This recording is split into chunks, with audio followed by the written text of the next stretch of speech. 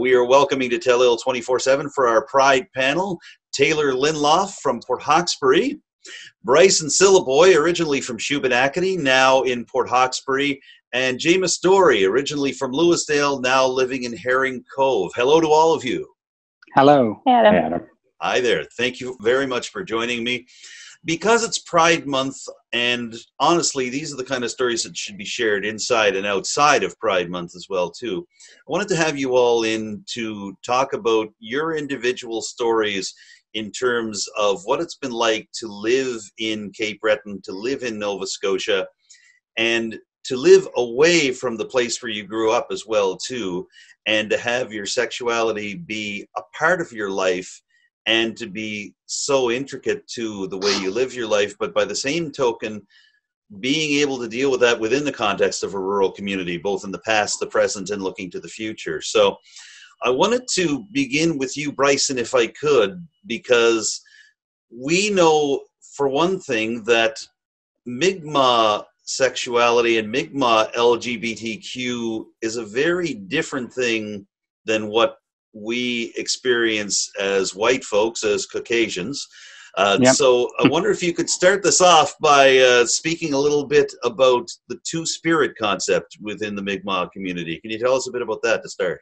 Yeah, so basically, being two-spirit, well, here in Mi'kma'ki, for Mi'kmaq people, our two-spirit people were pretty much eradicated through colonization, through residential schools and stuff. So as Mi'kmaq people, we do not have a set guideline of what two-spirit is. So we're not connected to the two-spirit identity here in Mi'kma'ki, but we're in a process of a resurgence of it, of trying to find our identity, of figure out who we are as Mi'kmaq two-spirit people.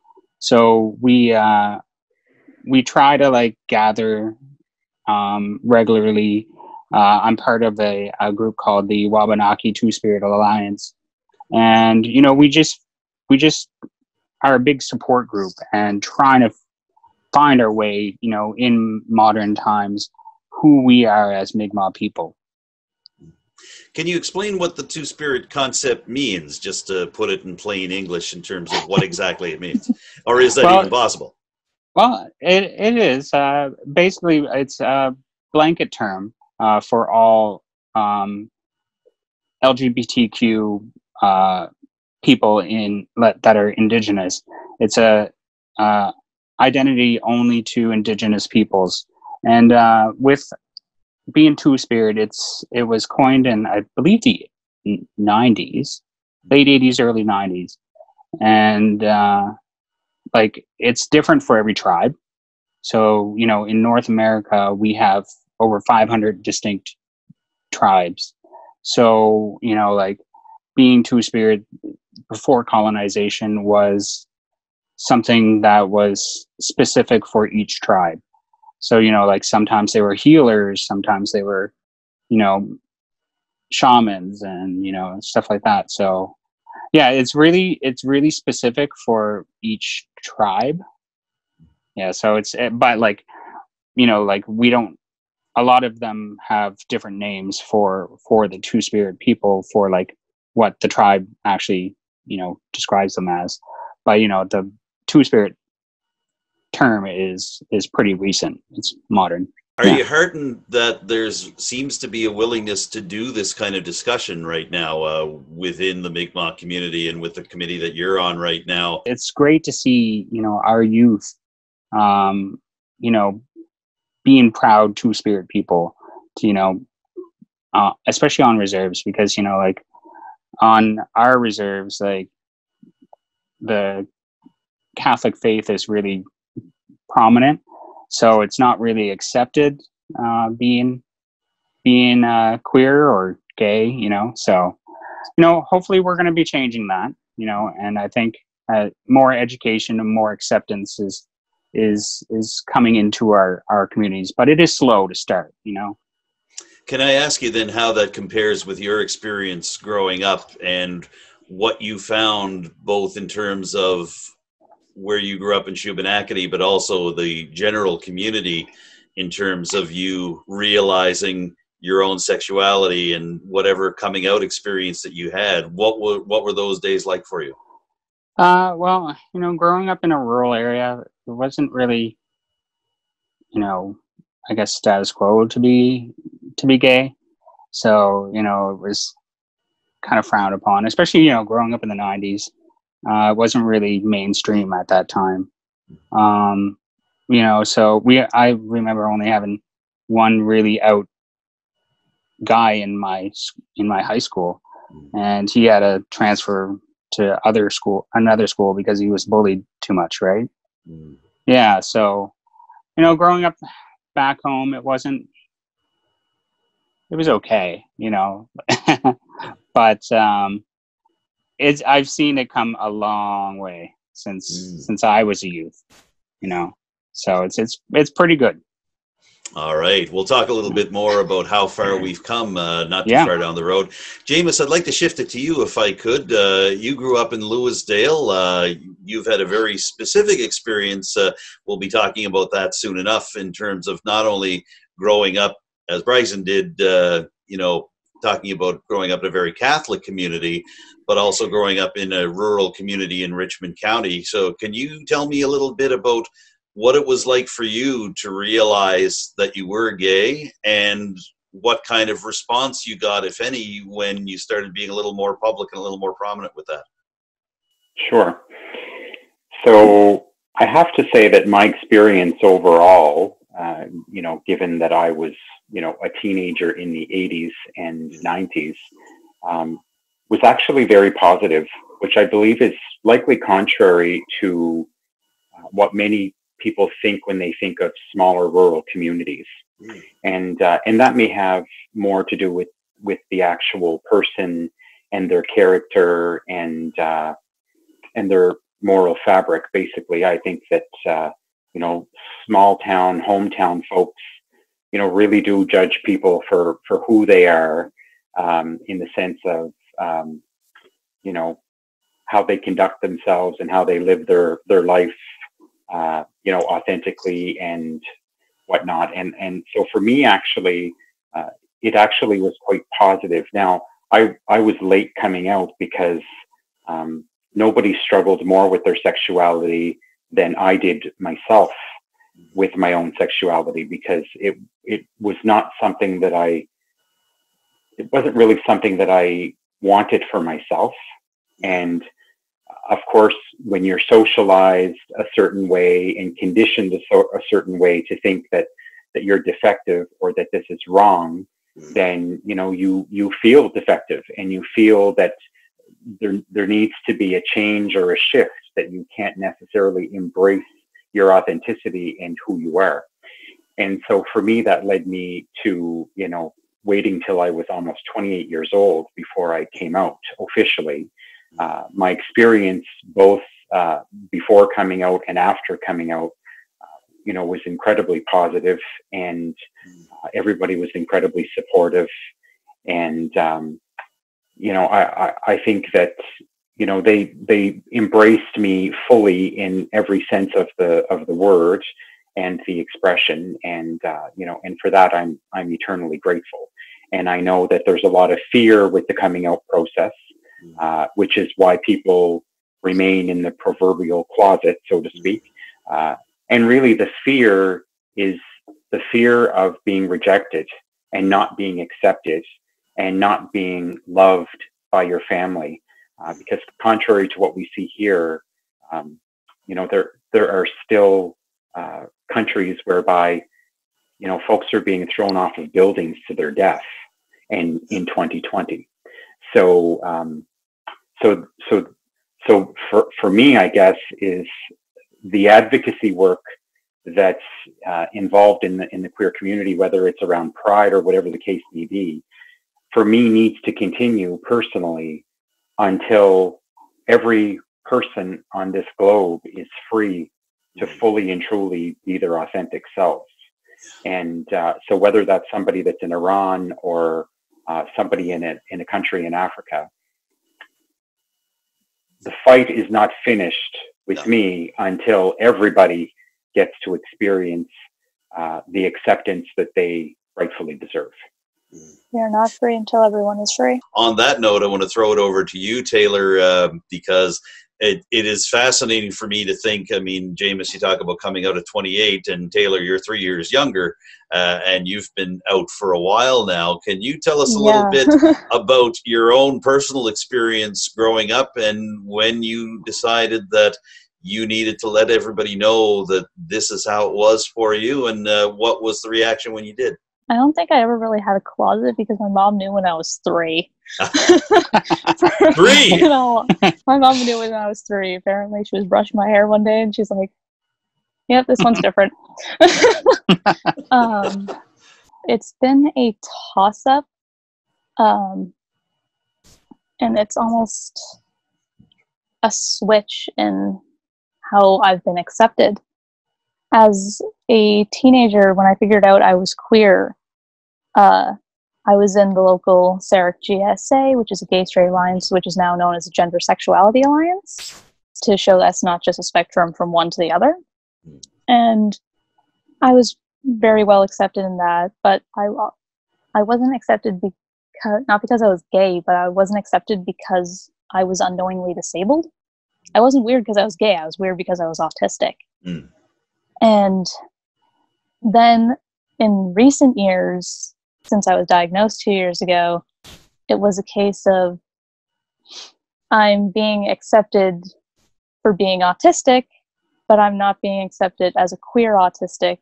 I actually just had a post go viral after calling out a certain author's major transphobia and ableism toward autistic people, saying it's like, hey, I'm here, I'm queer, and I'm a non-binary femme. Everyone's like, we don't care if you're autistic, but you need mental help if you're thinking that you're non-binary. So it's such a weird switch. And it's a little bit jarring, honestly. But luckily, it's a risk I've taken because I grew up not having any role models, because I didn't see myself as an unknowingly queer person. And I definitely didn't see myself in any role models as an unknowing autistic kid either.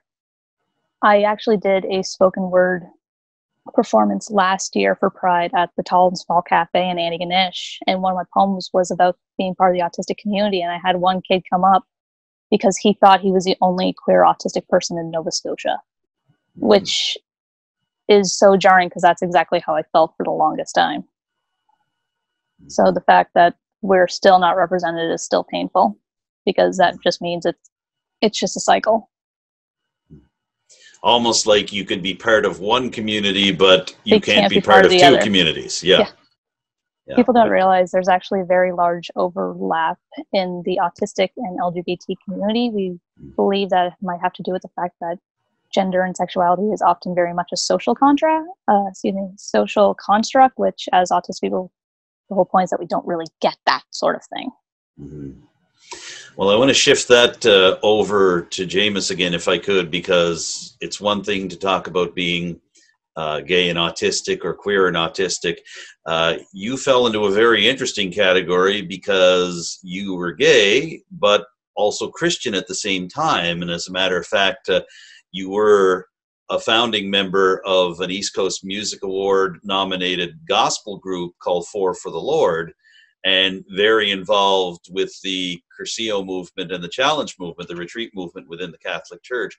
And I remember as well that in 2005, you wrote a letter to the Reporter newspaper that was very critical of the Catholic Church in particular, and about its refusal as an overall body to welcome and accept the LGBTQ community. Wonder if I could get some thoughts from you about the difficult balance you made there, knowing that you'd given yourself to God, but by the same token, that the people in many corners of his churches weren't accepting you as a complete and total person.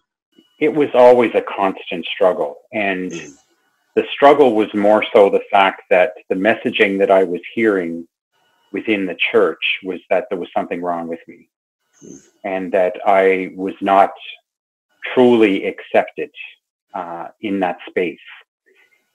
And so there did come a time, and that time was right around 2004, 2005, when my son was born. And at that point, I recognized that there was no way that I was going to have him grow up in an institution that didn't support us. So I could not support something that did not support us. And basically, it was around that time where I made the decision to break ties with the Catholic Church. And, you know, it certainly was not a decision that came easily. It was something that I thought long and hard about, and that had been a long time coming. And, you know, part of the decision was also rooted in how the Diocese of Antigonish handled the sexual abuse scandal in Cape Breton, or not handled, I should say. No. And the fact that, you know, that money was basically taken from local churches and communities, money that the very, you know, that had been put there by the very parishioners that actually supported the institution. And I just, that was really the final straw for me to kind of break free from that. But I guess if I had one message, things are shifting and changing. And, you know, Liam and I, for the longest time, did attend Bedford United Church here locally, and very much found a welcoming and affirming home there. And so it is possible. The two are not mutually exclusive. And so, you know, my message out there to anybody young that's watching and that may be struggling with this is that, you know, it is possible. Things are changing. There are many churches out there that are affirming these days. The Catholic Church is yet to come on board in that regard, and they may not ever. So I guess the decision is, you know, left to the individual as to whether or not that is the proper space for them, and whether or not they feel accepted and celebrated in that space. And if not, then it's to find a space that will provide that for them. I want to throw this over to you, Bryson or Taylor. Either of you feel free to jump in on this. Do you get the sense that the churches may be starting to shift a little bit? Did you experience any kind of stereotyping or even outright hostility from churches or from church folk as you grew up? What were your experiences like there? Growing up on the reserve, like, we have the Roman Catholic Church on our reserve, and, you know, you didn't really feel accepted in it. You know, growing up in it, and especially for being a gay person, I felt the message wasn't there for me. And and, you know, it's still like that on the reserve, like on the church itself.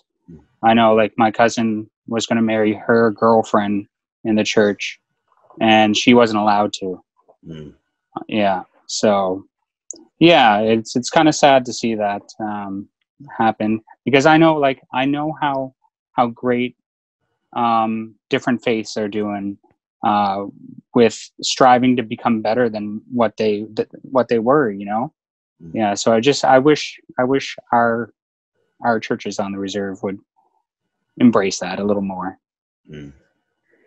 I had a really different experience. I grew up in the United Church, and as a kid, I remember that my first minister was a woman, so I grew up not realizing the patriarchal ideals and misogynistic ideals and homophobic ideals that many churches and many other religious institutions may have. So it wasn't later until I realized, like, oh, well, wait, there's people that hate us because of religion, and it wasn't something I realized till later, and I personally experienced it from people. And, like, I think it was only like a year or two ago that Nova Scotia had to actually do a major petition because there was a certain church who wanted to come to Nova Scotia to do a conversion therapy themed camp and, like, what's the term, conference, I guess you could call it. So that was like my the big first hit of, wow, this is the reality of it, because I grew up totally oblivious to it. I'm not Christian myself. I ended up finding my own path, but it's something I don't know if I were to go into a church, back to the church or anything like that. I don't know if it would be something I would struggle with or not, to be honest with you. Well, let me turn the conversation over then to how things are changing. We have mentioned that there's some places where it is, or some places where it isn't.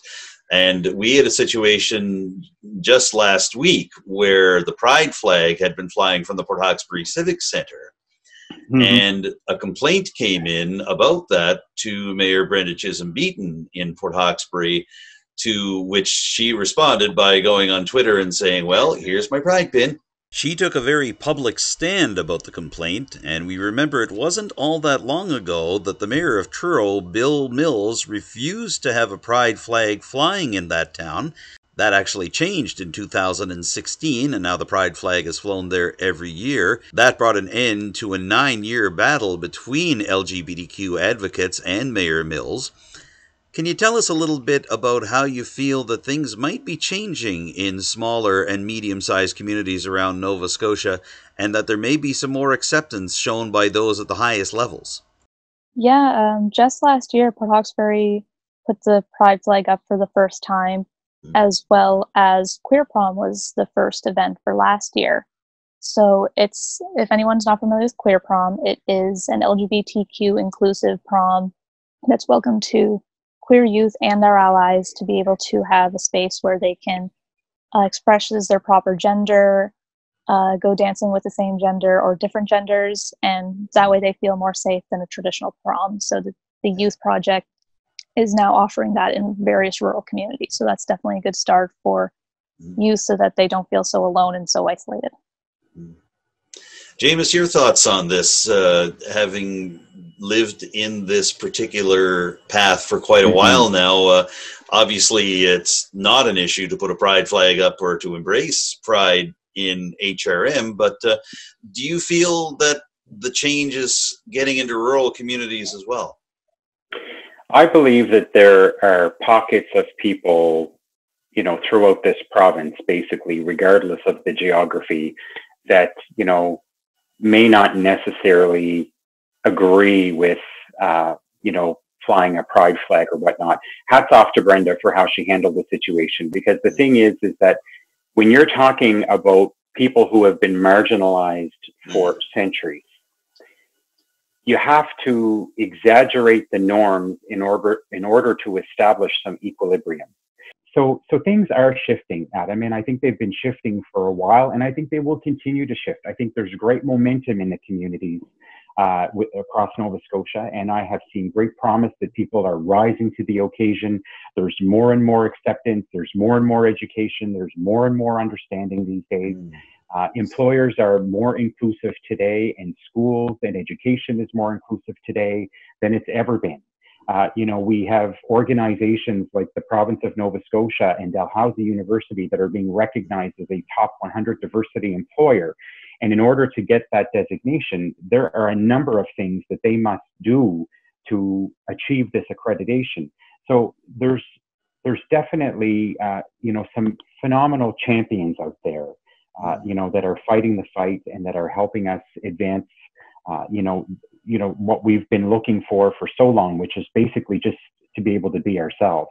But I will say that one of the things, back to the point about Brenda, is that it is much more impactful when a straight person gets up and advocates on my behalf than when I get up for myself. And so the fact that someone like Brenda was able to say, you know, this is it, and I'm proud to support this community, and this is going to be the way that it is, hats off to her for that, because it's so important. Exactly. Like, we're tired of our lives being a soapbox, so other people really need to make sure that they're standing up to the platform as well. And I'm glad you brought that up, partly because that brings me the opportunity to mention something that I missed earlier, that Mayor Brenda Beaton has just okayed Port Hawkesbury's first ever Pride March. Yeah, and Taylor here is the key architect of all of that. So this is something that we might not have even envisioned that could have happened in the Strait area anytime in the last few years. So Taylor, there you go. It's coming up this coming Monday, June 29th at 7 p.m. just outside the Port Hawkesbury Civic Center. Bryson, quickly over to you. You talked a little bit about just the idea that people in the Mi'kmaq community are willing to talk about this now, and that you guys are really doing the research and expanding your worldview in terms of the LGBTQ community and the Two-Spirit concept. What does it mean to you in this day and age that you're seeing this type of collaboration happening, that you're seeing that there could be a Pride March in a town like Port Hawkesbury? What's your thoughts on all of this? Oh, I think it's great. Like, you know, I've wanted to have one here for a while. You know, so it's great that we're actually finally having one come to fruition, you know, and it just gives you like a sense that, you know, it's finally catching on everywhere, you know, and that, I guess, you know, that you're accepted in their community, no matter who you are. The validation is very important, because as queer people, we've been invalidated for so long. So something as simple as having the approval to move forward with a, you know, Pride March in Port Hawkesbury, in a small ish town in Nova Scotia, is huge. It's huge because it's the validation that we matter and that people support us. And that is huge. Yeah. If we had to go from throwing bricks and slashing tires as we were being arrested to being allowed to be loudly out about ourselves and have less worry about being harmed, and we don't have to worry about being carted off and if we're put in the newspapers, it's in our honor, not in our shame. If you had one thing that you could say to anybody within the LGBTQI community right now who is not sure what to do, not sure where to go, and may not understand that things are changing from what you've all experienced, what's the one thing that you would say to any of them? The main message for me is always to be yourself.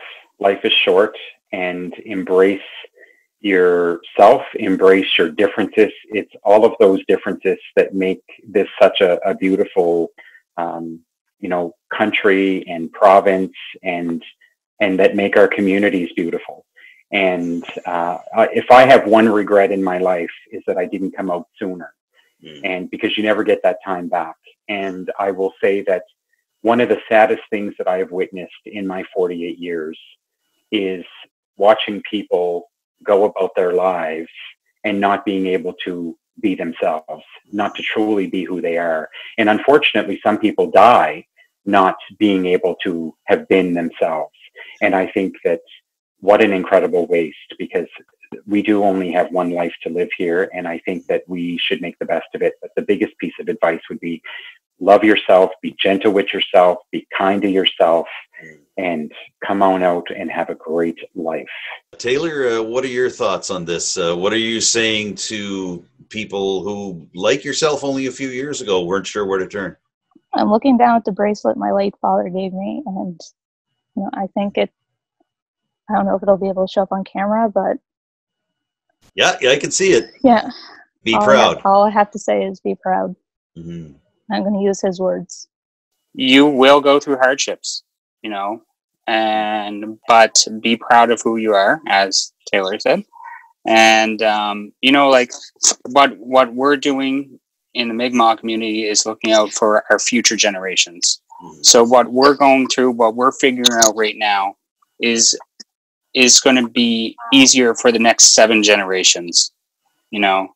So I guess, you know, like we're just looking out for the future. We will finish up by giving you all a chance to kind of promote yourselves a little bit, but also promote any resources that you feel might be helpful. And I want to start with you, Taylor, because you're very busy on Facebook, Instagram, Twitter, everywhere else. You've covered the gamut. Just give your details, basically, where can people catch up with you if they want to connect with you? If you're interested in learning about the intersections of being autistic and disabled, as well as feminism and LGBT identity, you can find me on various social media as Taylor Linloff, Aspirational Autistic. And if you want to come out and help support the straight area rainbow community, the LGBTQ community, and the Two-Spirit community of Mi'kma'ki, you can come see us on June 29th, which is a Monday. We'll be meeting at 7 p.m. at the Civic Center and doing a sidewalk, socially distanced, important march in honor of Stonewall, celebrating how far we've come and looking forward to the future. Okay. Bryson, I'll ask the same thing to you, and I know you're busy on Twitter and Instagram. I love your handle, Bryson the Gative. I love that so much. So where can people find you on social media? I'm mainly on Twitter and Instagram. So on Twitter, I go by Arnell Labrador, or Bryson the Gative. Just search that up. I do a lot of intersectionality with racism and being gay. Because that there's a lot of that happens. A lot of racism that happens in the LGBTQ community. So I try to combat that a lot. And on Instagram, I'm Gative from Mi'kma'ki.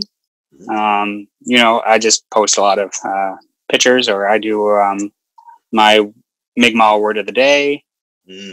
So yeah. And I've learned quite a few there, and of course, I will say to you to say Walanan. Thank you for being a part of this as well. Jamus, I know a lot of what you've said is basically on your Facebook page, and I mean, that's you airing your thoughts, but are there any resources that you would direct anybody to that has any questions, or, if they do want to connect with you, how can they do that? Certainly they can connect with me through Facebook or Facebook Messenger. I am on Instagram as well under Caper J. As far as a resource, there are a number of resources in a lot of the local communities, and some of them come and go. But I will say that one of the resources that I think that's been around for a while, that's been doing a tremendous amount of work here, based in Halifax, but I think they do work right across the province, is the Youth Project, and they do a lot of work with both people around with sexual identity or sexual orientation and gender identity. Gender expression as well. The Youth Project is a nonprofit organization. If it's okay to say, if you are able, please consider donating to them to help. They provide GSAs, they do sleepaway camps, and they also provide gender-affirming items for trans youth who may not be able to safely order them for themselves. This has been terrific. I feel like I've learned a lot, and I think our viewers have probably learned a lot in just the last few minutes as well, too. So, listen, thanks to each and every one of you for taking part in our Telile Pride panel tonight. We really appreciate it. You're welcome. Thanks, Adam. All right. Jamus Dorey from Herring Cove, originally from Louisdale. Bryson Syliboy, originally from Shubenacadie, now in Port Hawkesbury. And Taylor Linloff, originally and currently in Port Hawkesbury. They are our Telile Pride panel.